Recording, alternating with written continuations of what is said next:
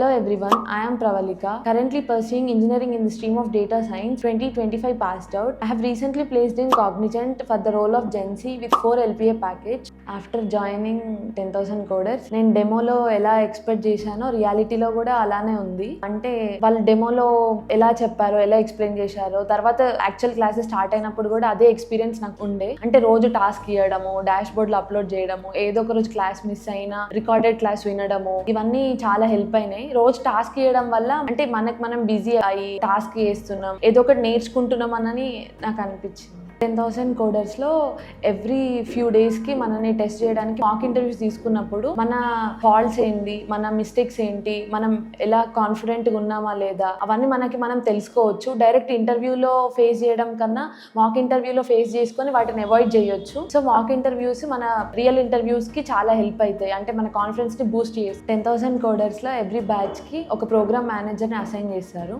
ఆ program manager each and every student feedback ఏంటో తెలుసుకుంటారు.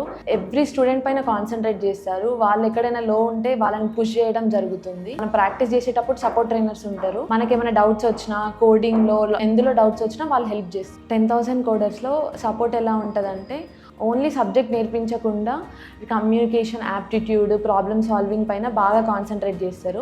ఎందుకంటే ఒక స్టూడెంట్ ప్లేస్ కావాలి అంటే ఓన్లీ సబ్జెక్ట్ టెక్నికల్ నాలెడ్జ్ ఉంటే సరిపోదు, have knowledge in aptitude and communication. ఎందుకంటే first round aptitude and communication ఉంటుంది కదా, ఆ aptitude and communication round clear అయితేనే నెక్స్ట్ టెక్నికల్ రౌండ్కి వెళ్తారు. సో యాప్టిట్యూడ్ అండ్ కమ్యూనికేషన్ పైన కూడా చాలా మార్క్ తీసుకొని ఒక స్టూడెంట్ని ఇంప్రూవ్ చేస్తారు. 10,000 కోడర్స్ రివ్యూస్ సర్చ్ చేసినప్పుడు ఈవెన్ నాన్ ఐటీ బ్యాక్గ్రౌండ్ వాళ్ళు కూడా వచ్చి ఐటీలో సెటిల్ కావాలనుకున్నప్పుడు వీళ్ళు ఇచ్చే సపోర్ట్ ఎలా ఉంటుంది అని నాకు బాగా నచ్చింది. అంటే నాన్ ఐటీ వాళ్ళు కూడా ఐటీలోకి వచ్చి నేర్చుకొని ప్లేస్ అవుతున్నారంటే that is a great thing.